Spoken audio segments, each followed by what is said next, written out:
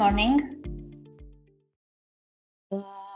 Welcome to the second webinar of the second web open call of AID4SME project.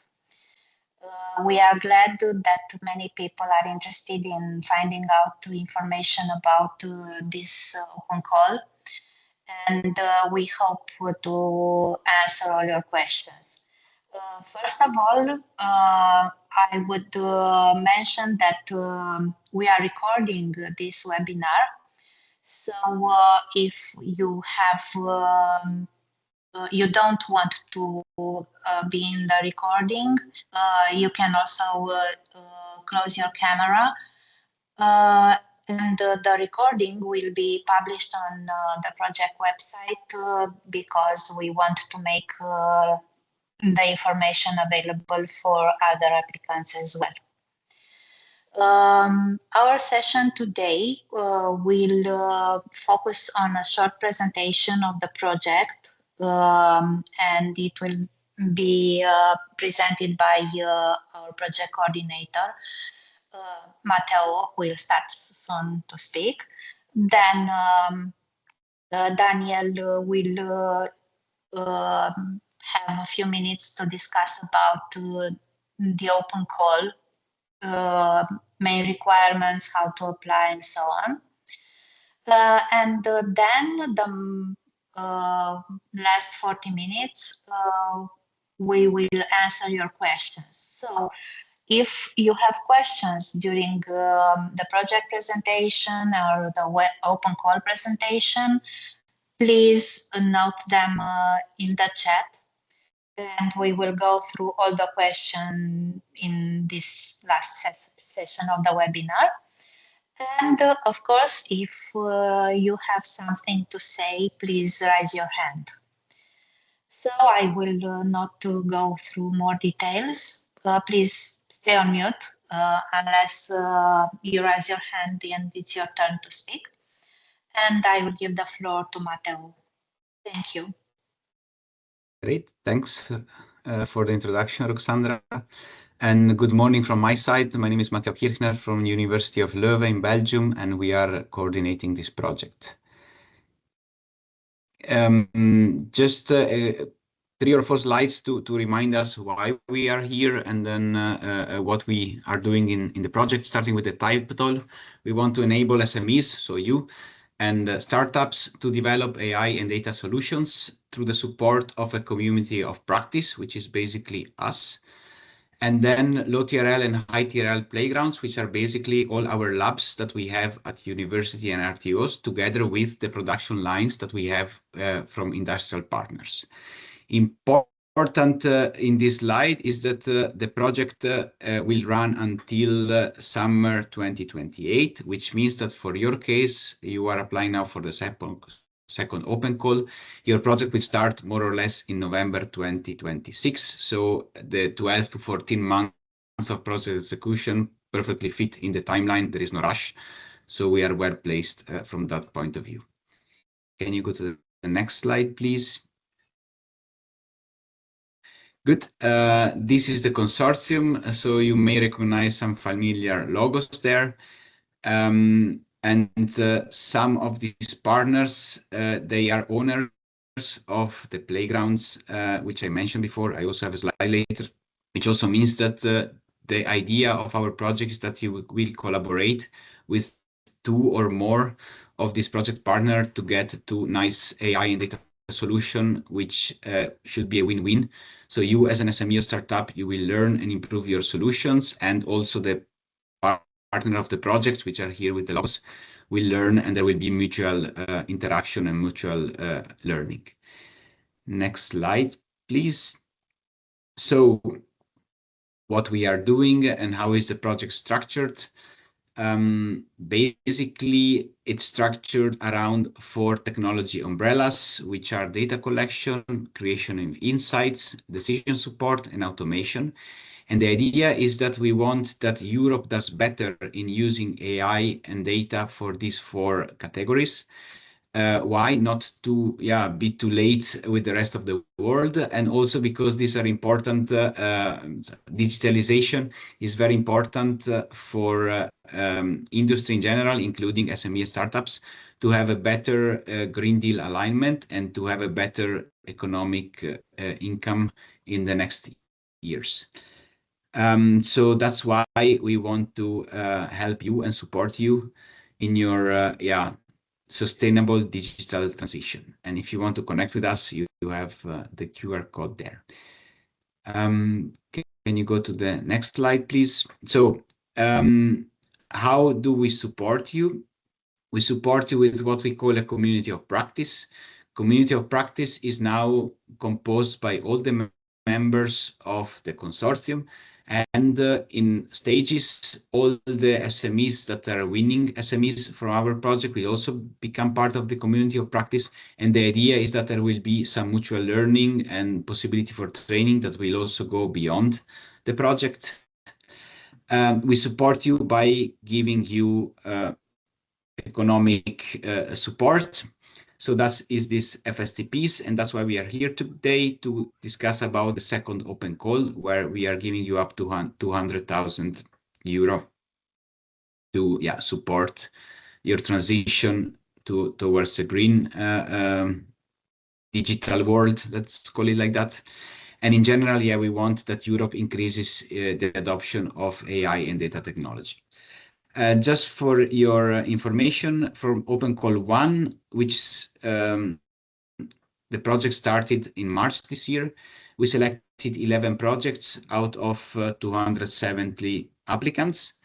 And for Open Call 2, and that's where we are here today, you can apply until the 15th of July.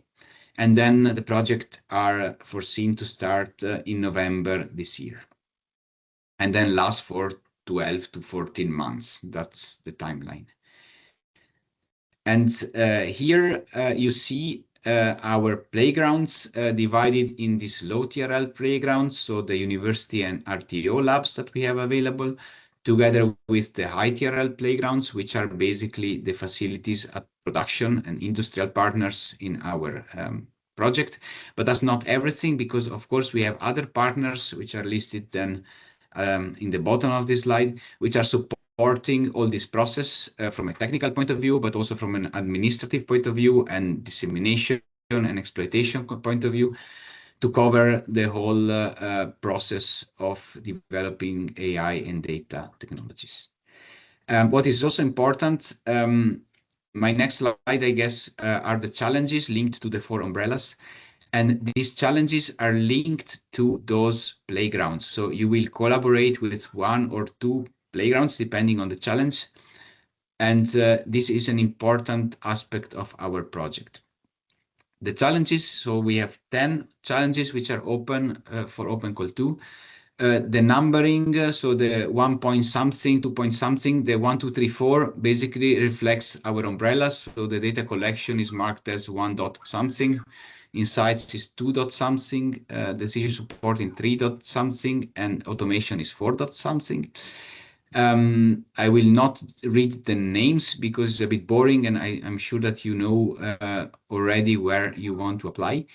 But when you read the challenge description online and on the documents that you can download from our project webpage, be aware that specific challenges have 1 or 2 playgrounds where there will be interaction, which means that there will be a selection process.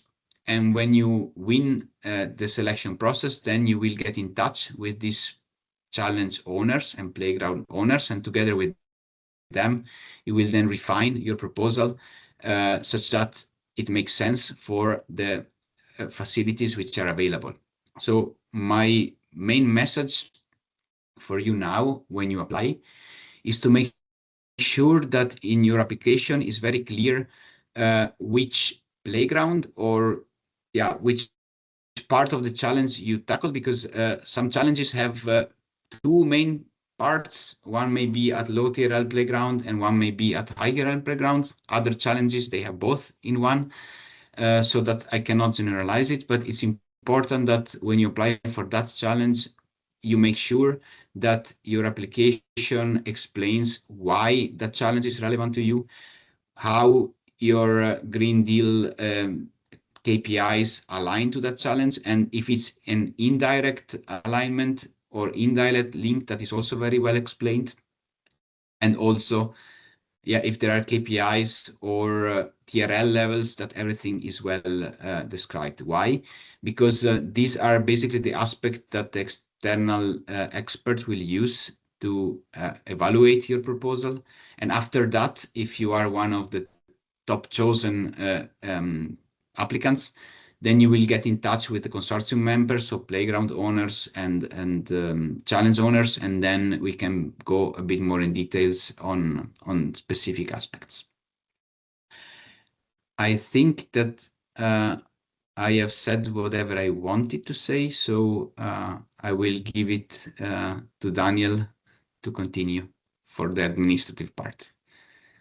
Okay, great. Thank you so much, Matteo, and thank you, Alexandra, for welcoming us and to put the rules or the to do the housekeeping for this webinar. Okay, great. Thank you. And after you read about what is about the AID4SME project and what are the challenges that we are targeting in this open call 2, it is also important to give you some idea on the main requirements and how to apply to this call. I want to remember you that we already launched the webinar number 1, where we went in more detail on these specifications. So we are providing here in a more broader information about these requirements and rules. If you want to know them in more detail, I will strongly recommend you to watch the first webinar where you can find more information. Okay, in terms of fact sheets for this call, I want to highlight that the call is currently running, as you know, and we'll have the deadline in 15 July at 5 p.m. Brussels time.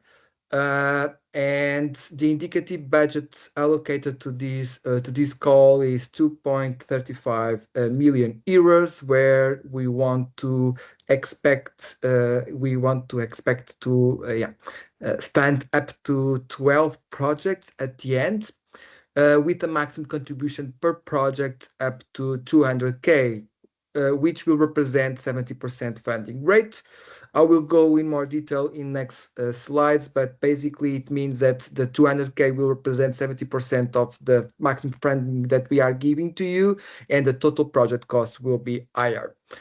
In terms of the duration of the program, so you will be enrolled in the 14-month program with the initial with the beginning in November 2026 up to December 2027. And in terms of subgrant form that is being used in this call, it is a lump sum. And if you don't know what the lump sum is or what is the expectation of the lump sum, I leave here some links where you can find more details about what is a lump sum. Besides that, you can also find here other relevant links and contacts, such as you can always reach out to our website and understand better website and the call page, where you can find more detailed information about the call, where you also will be able to find the fact section. So we incorporated one fact section in this web page, where we are basically updating on a weekly basis with the emails that we are receiving through our help desk. So any email that we receive on the help desk are translated in these facts. So you can always go there, and maybe one of the questions that you might have is already answered and was already answered. And I will always suggest you to first go to the FAQ and also to the and also revisit these webinars and the guideline for applicants before you come to the help desk. Okay, so moving forward, here are the main requirements. This is very in terms not it's not that detailed in terms of information, but I believe it gives you the main rules and the main specifications of this call. So this call is targeting SMEs and startups that are working on the technology related to the AID4SME project. And only SMEs and startups are eligible as part of this call. In terms of consortium requirements, you can apply as a single entity or a consortium of up to 2 entities. All these consortium must be led by SMEs and startups since they are our targeted entities.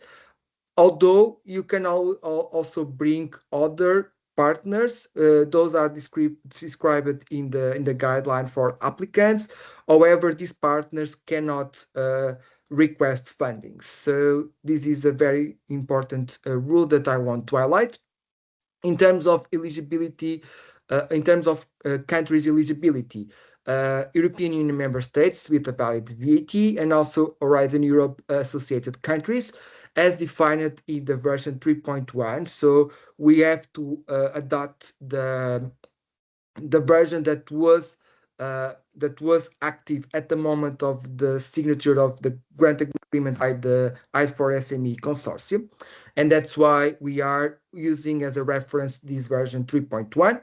And I want to update something that it was mentioned wrongly in the past webinar, which also included United Kingdom as a non-eligible non-eligible country for entities established there, which is not true. So I want to make sure that everyone understands that United Kingdom entities are eligible under this call.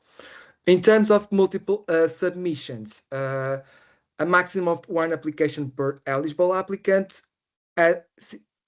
No matter if you are applying as a single entity or in a consortium, and there is a specific rule for the other entities, for public entities and public research, where they can be part of more than 1 application. But for the legal entities and for the ones that are applying as a consortium, only 1 application will be taken into consideration. And if more than 1 is submitted, we will consider only the last received application. In terms of type of projects, as Matteo mentioned, we are targeting 10 challenge. You can find more detailed information on the Annex 1.1. The goal is to select at least 1 application per challenge, with the other 2 being allocated to a specific challenge according to a distribution of application among a balance. First of all, other rules that we will analyze at the time that we receive the calls. It will depend on the number of applications within one challenge. We also want to make sure that we have a geographical representation. So those criteria will be taken into consideration when we will be selecting the other 2. But the goal is to distribute these applications or these selected projects within the different 10 challenge. In terms of funding conditions, as I said, we are only funding 70% of the total costs. So if you are requiring or requesting a maximum contribution of up to 200K, it means that the total project cost will be higher. So you have to put the other 30% with your own capital.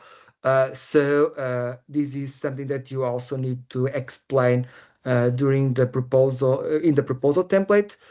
And all research that you are allocating to this project must be justified in the proposal template. We have a very simple category costs identification. So we will have personal costs, You can also include purchase costs like travel and subsistence, equipment, depreciation costs only if you are acquiring a specific equipment, and other direct costs like participation in events and other that you believe that is important as part of your proposal. And finally, we have the indirect costs that will represent 25% of personal and purchase costs total. Another thing that I wanted to specify here is related to subcontracting, which is not allowed in this open call.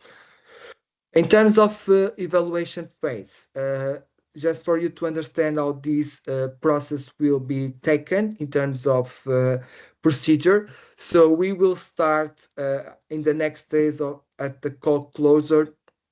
We will do admissibility and eligibility check just to confirm if you have submitted uh, the right information, if you are eligible according to the rules of the call, if you have included and used the right template in the PDF format, if your application is written in English, and so on. So those are the kind of uh, uh, terms that we are looking for in order to perform this first check.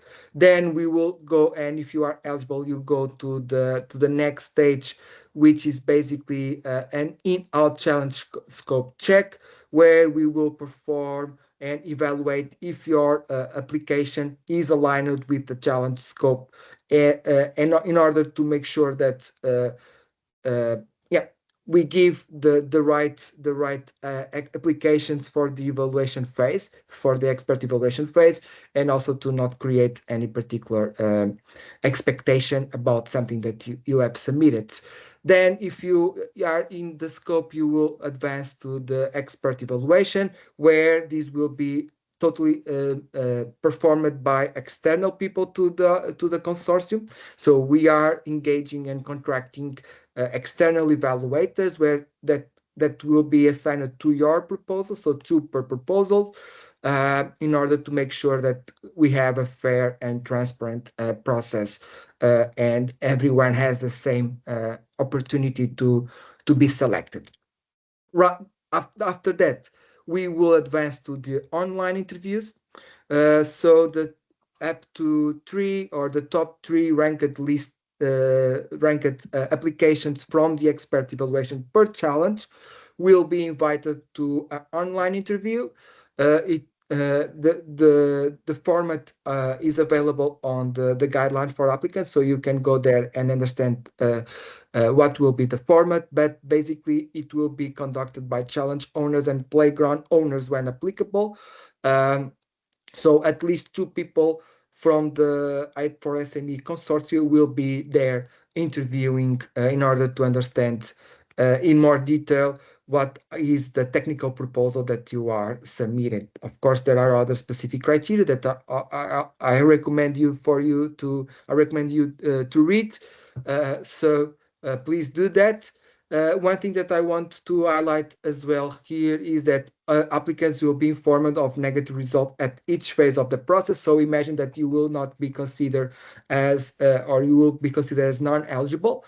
You will be informed at this stage. If you pass to the next stage, of course, you won't hear about us until at least the expert evaluation, where we will inform all the applicants about the outcome. If you are invited, you will receive an email for the online interviews.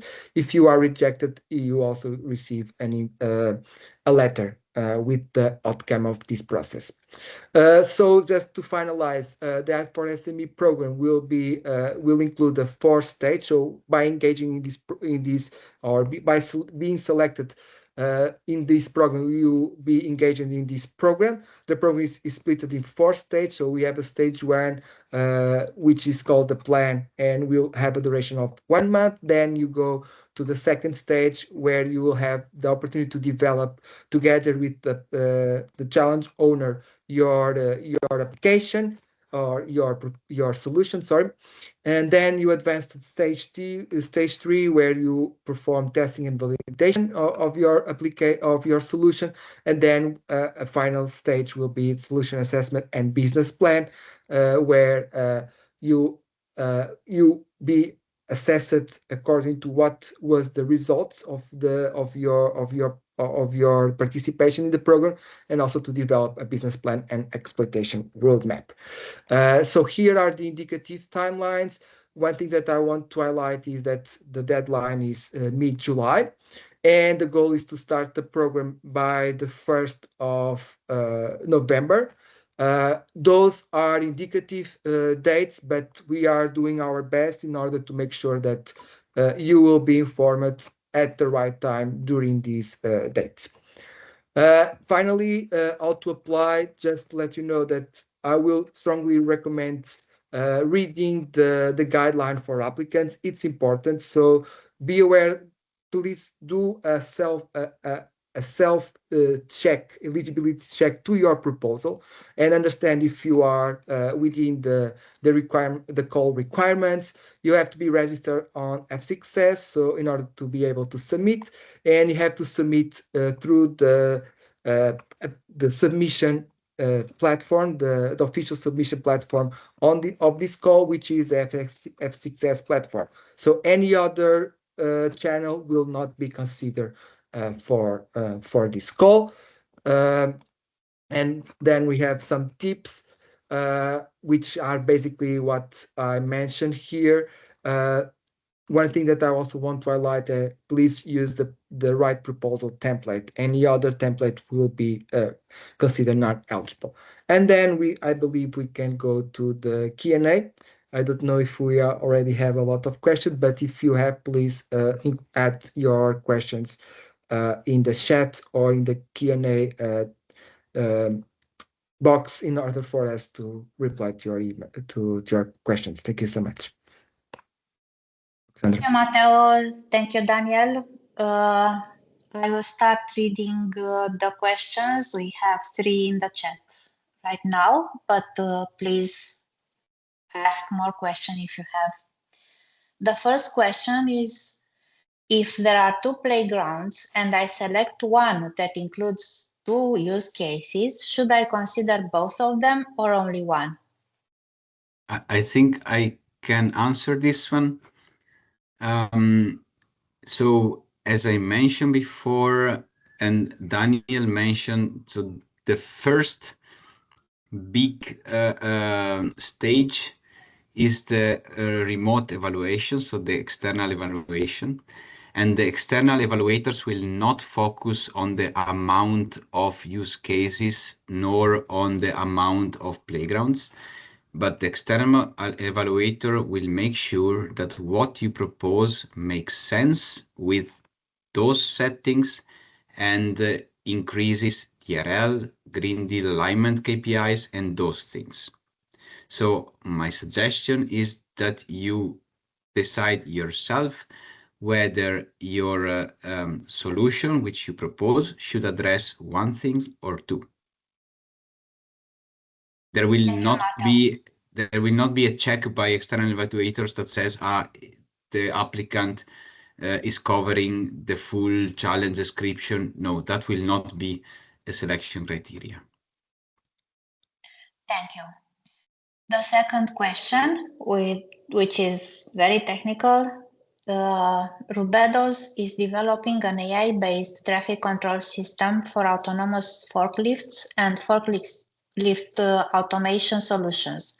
One of our goals is to automate truck loading and unloading operations.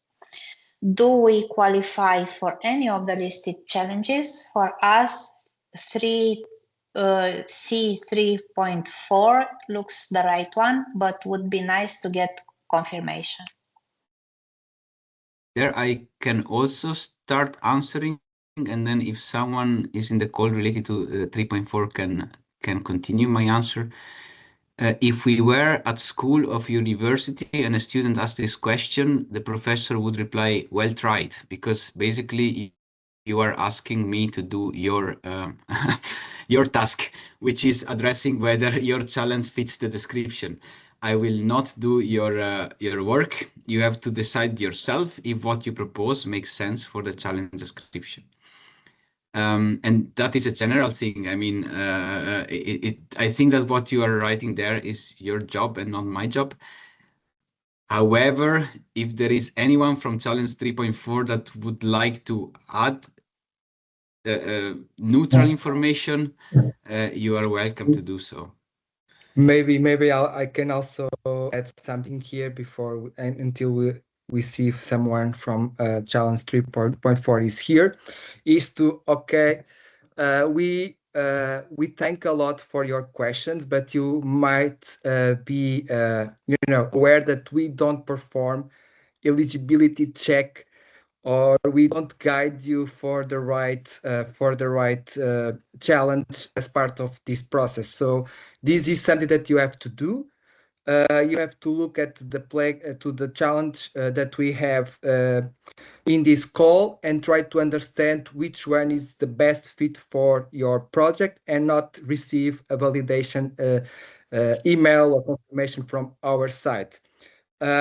One thing that I want also to highlight is that anything that we said here cannot be used as a preliminary eligibility of your proposal, because we don't have all the information that you are supposed to apply. So as Mattel said, please do your job. Look at the specifications, look at what we are trying to achieve, and then do the self eligibility check, just to ensure that you are aligned. We know that some of you are putting a lot of efforts in order to reply to this call, and it is important that you are that you put the right effort and to pass at least to the evaluation phase, and not be rejected during the first two stages. So please do this self eligibility check, just to understand if you are aligned or not. Thank you, Daniel. I will go quickly through the questions in the chat, because we already have two hands raised. So about challenge 3.2, can a hand robot with a gripper be considered a humanoid robot? I think this is a fair question. So if anyone from Challenge 3.2 is in the call, they can answer. If no one can answer today, we can pick this up via email, I guess, because it's Yeah. Okay. The next one related to challenge 1.1, which is exactly the expected solution. I asked this because the one presented in your last workshop appears to be not properly the same as the one reported in the document 1.1 augmented sensing solution. So I would like to better understand the expected goal of this project. Thanks. So this is one of these challenges where you have some freedom.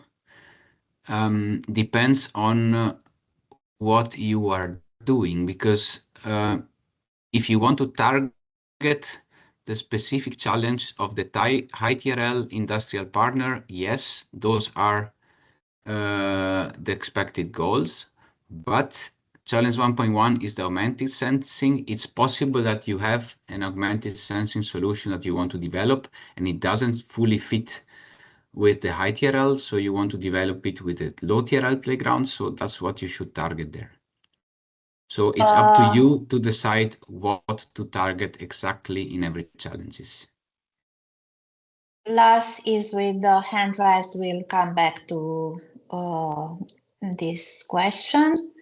Regarding consortium requirement, does the second consortium member, in case of high TRL playground, has to be one of your 4 large industry partners, or it can be anyone?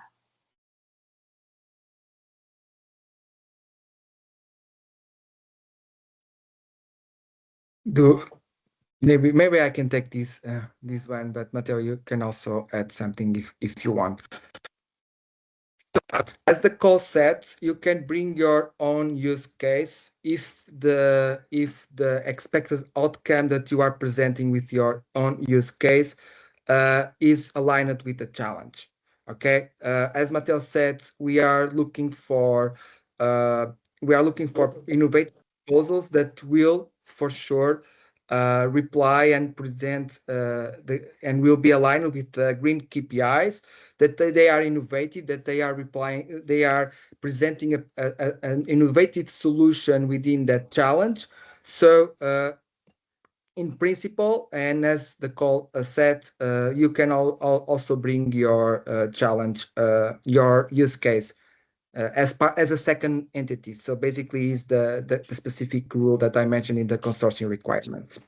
Matteo, I don't know if you want to add something Yeah, here. I understand this question because maybe there is a semantic issue here that everything is called consortium because we are in a European project with a consortium and now you are applying as a consortium, so it's the same name. But actually, in this case, it means a different thing because your consortium can be made with you. So you and another partner applying together, that is considered a consortium and has nothing to do with the consortium members for this case. Typical example is that you have a solution and you would like to apply your solution to another partner, which is not in my consortium. So you have your customer, for example, but your solution is not ready to be applied at that customer. So you could, together with your customer, get into our project and ask our support of our measurement system, validation system, labs, whatever. So you should see it in this sense. Thank you. Next question. Could you clarify what data collection system you currently have in place for Challenge 2.1? As this is a digital twin project that we will be developing, we would need to better understand what historical data is available and how it is being gathered.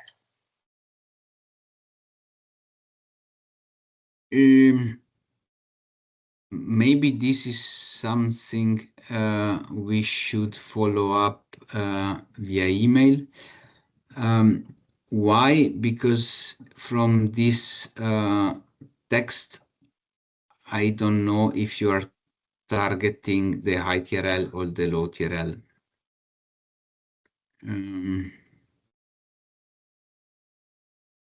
So we can come back with an answer. It's a high TRL model. So wait, 2.1, is that the one targeting the extruder process? Is there someone from Arçelik who could comment on that? But I think we can take we will a ask specific Arçelik to, question. Yes. How should applicants developing enabling technologies approach the formulation and justification of Green Deal related KPIs? More specifically, how can indirect environmental and resource efficiency impacts be appropriately reflected in smart KPIs when the measurable benefits depend on downstream adoption and implementation?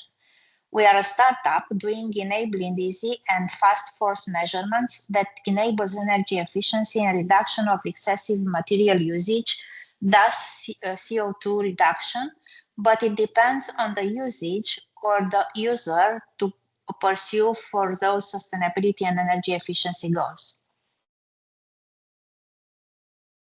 Maybe I can also take this one. Thanks for the question. My suggestion is to explain this very well in your proposal. So if you cannot set a KPI for your project, there should be a reason, which you have. So this reason should be well understood by the external reviewers, that your solution is enabling KPI of third parties, as I understand correctly. My only suggestion that I can give you is to make sure that this is clearly stated, because the external reviewer will judge this, not us. My company is multinational company. My team is 200 people. The employees in Bulgaria are 4,000. Are we eligible? Yeah, maybe I can take this one. As we said, we don't perform eligibility check during these sessions. My suggestion is to look at the EU definition that we are using, just to make sure that you are considered an SME. So if you fit within that requirements that we are using as a EU as an SME to define an SME, you should be eligible. If you aren't, maybe it's better that you not apply, since probably you will be considered as not eligible. But as I said, it is important that you perform this assessment yourself, and that you took. I believe the guideline for applicants provide sufficient information for you to perform this kind of verification. Thank you. Challenge 2.1 has already awarded 2 proposals in the first open call. Since there is a limit of maximum 2 proposals per challenge, does this mean that awarding in the second open call one more proposal in this challenge will be avoided? No, if the challenge is open, it means that we will host one winning proposal there. I cannot tell you now if it will be 1 or 2, but the idea of having opened again the challenge means that we want also in open call 2 someone for that challenge. For example, there are other challenges in open call 1 that we didn't reopen, so there it's clear. But if they are open, it means that we would like to collaborate on those challenges. Is there any official way to contact the consortium parties to discuss the issues they face in detail?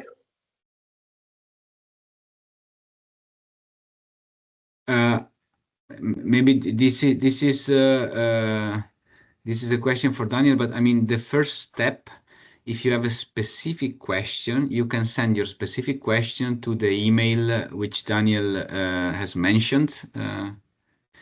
And there we will choose the best partner to answer your question. And it's likely that that best partner is also the partner of the playground that you are targeting. But we are not foreseeing any meetings in the application phase. Just to reply very shortly, no, you cannot be in contact with any consortium member.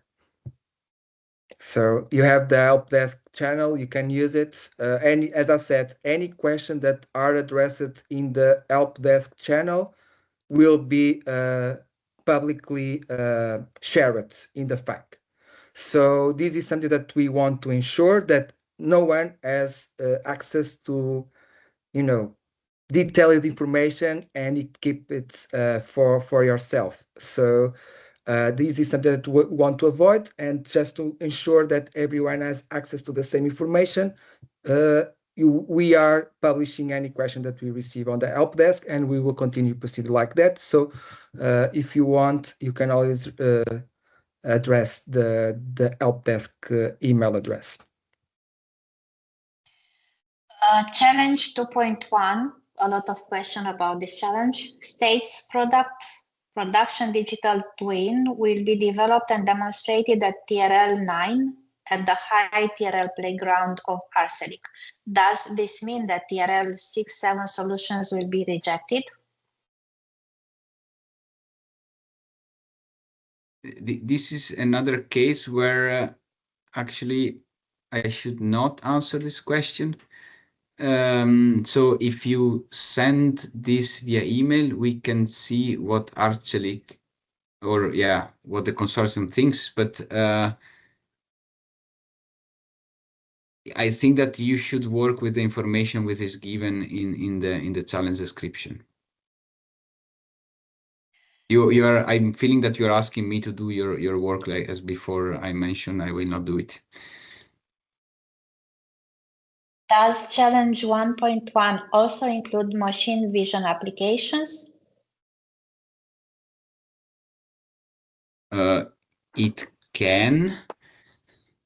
I would say that's a short answer. I know. And the short answer I can give to the last question. Hi, I was just able to join. Is it possible to have presentation and or video recording for today? Yes, it as Daniel mentioned, but you are not here. The recording will be published on the project website. And the two hands raised are no longer raised. So I suppose one of the questions was also in written, but we had also, Lars, please put your question. Well, hello. Thanks. I was curious. I was asking about challenge 1.1 indeed, if machine vision is applicable. Obviously, the combination of machine vision and AI can be very sustainable as obviously throughput times are reduced, and this is already going much more into detail, of course, but would that be the case that AI in vision applications would be a possibility in challenge 1.1? For sure, yes. Okay, great. Thanks. I mean, you are using AI for data processing where your data is an image instead of another signal. So I don't see any issues there. Yeah, exactly. So the data will be captured by the machine vision system, which then needs to process the data and instead of a human making decisions, obviously, and manipulating, the AI should be really fast in basically deciding on alignment, for example, or geometrical features and so on. That is fully clear, and I agree, and it fits. Now, the question that I cannot answer is who is taking the picture. So because who is going and taking videos or images, this is something that needs to be discussed in the second stage or in when you get awarded the project, basically, because those are details that can be discussed later. Yes, yes. And also the combination of AI and human interaction would be also interesting in terms of manual interventions, highlighting, for example, decision-making help from the AI in real time on the screen and stuff like that. That fits as well. Okay. Yes. And not only that challenge. I mean, I'm not now referring only to 1.1, but what you mentioned could fit multiple application and challenges. So it's AI algorithm for Yeah, that's the difficulty. I think for us 1.1 and 2.1 would be interesting indeed. Whereas at this moment I think that 1.1 would be most fitting from my point of view. That as you understood, I will not tell you to which one to apply. So that is your decision. Thank you. And yes, so sorry, just to inform that this session is being recorded and this conversation will be available to everyone. Yeah, and the last question is about making available the slides. Are we going to receive the slides? Is the question. If the recording will be available, the slides are there as well. Yeah. So everything that we are producing as part of these informative sessions will be available to everyone. Yes, and the questions regarding the challenges that we mentioned that will be answered by challenges owners will be answered specifically. Yeah. So if I may say two things or a couple of things while we wait for additional questions. Let's say we have 10 minutes more. One of the advice that I can give you right now is please read the guideline for applicants, read the technical annex. I believe that there is sufficient information for you to submit a competitive proposal with this call.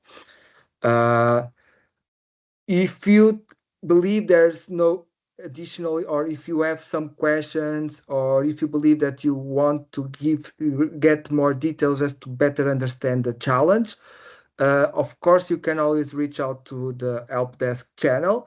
But before you do that, I will always recommend reading and watching first these webinars, and second, reading the FAQ. So the frequent asked questions section in Open Call 2 is being updated on a weekly basis, as already mentioned before, and maybe your potential question is already answered there.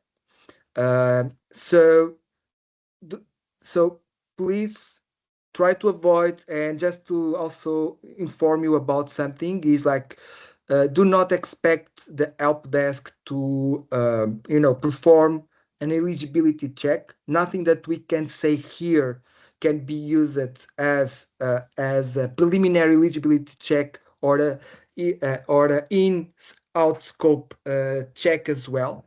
It depends on a lot of things. It depends on how you frame your innovative solution, how you give the details in the proposal template, and so on. So this is the kind of information that we don't have, and we try to give you the best answer with the information that we have at that moment. So you cannot use this, and this is specific for the conversation that we had previously.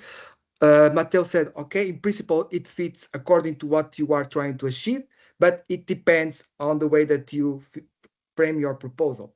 Just to make sure that you understand that we cannot perform this kind of checks with the information that we have at the moment, and we in any moment will in the help desk. So try to avoid any question as, are we eligible if we think?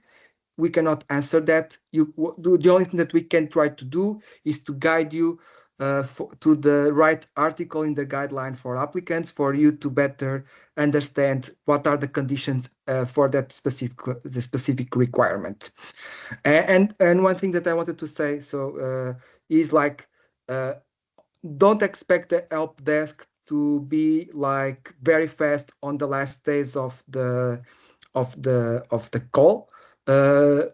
Probably we will receive a lot of emails. We will try to answer everything, but don't wait until the last moment to ask us something. So use this week and the next week to raise your questions, and try to avoid raise questions on the last 2 weeks or on the last days of the call, because we cannot guarantee that we will answer all the message. It will depend on the volume that we receive.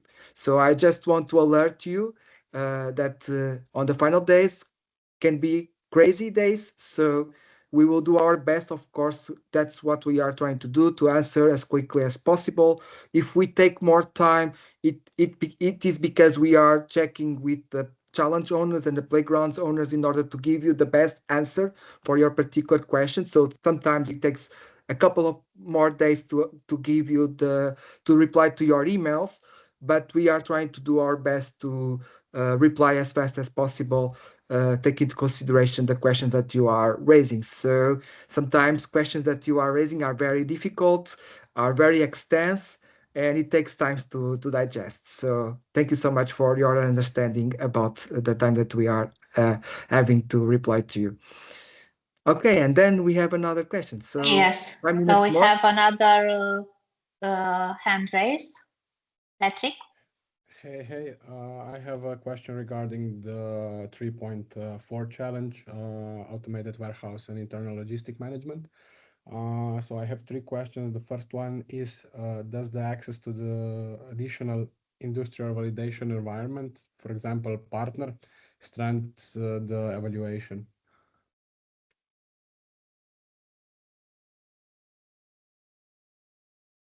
I'm not surely sure I got your question. Okay, so let's say that we have a partner where we could test the demo and in their environment. Since let's say that this partner is a direct competitor or like in the really similar industry as the LTH, which is giving the Yeah. challenge 3.4, would that give us additional, let's say, points and chances? Because So we would. There Yeah. are two evaluation phases. One is the external evaluation phase. Can you go back to slide 25, Daniel?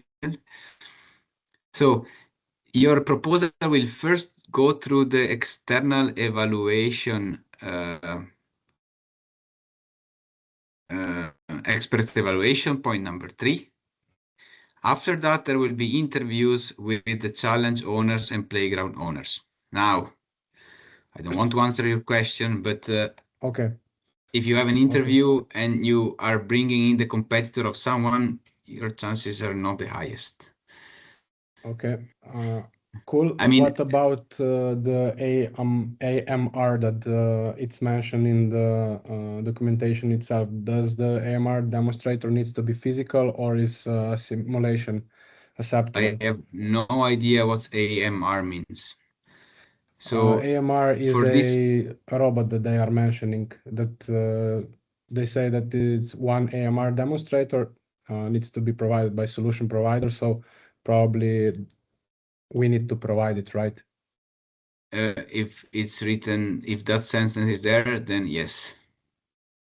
Okay, but then how can we know that it's gonna work also on LTH since its challenge is made for them, for their company?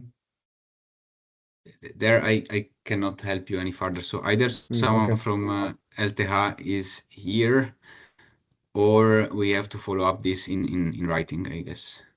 Okay. I Okay. And cannot. the last question is about the digital twin that it's mentioned. How sophisticated is it expected to be?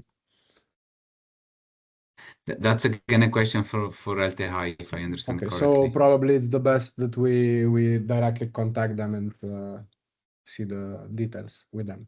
The best that you send us an email and then we will direct it to the correct person. Okay, thank you. So you have the generic info email, which maybe Daniel, you can go again and put it on the screen. I don't know if, which is this AID4SME _OCS _helpdesk.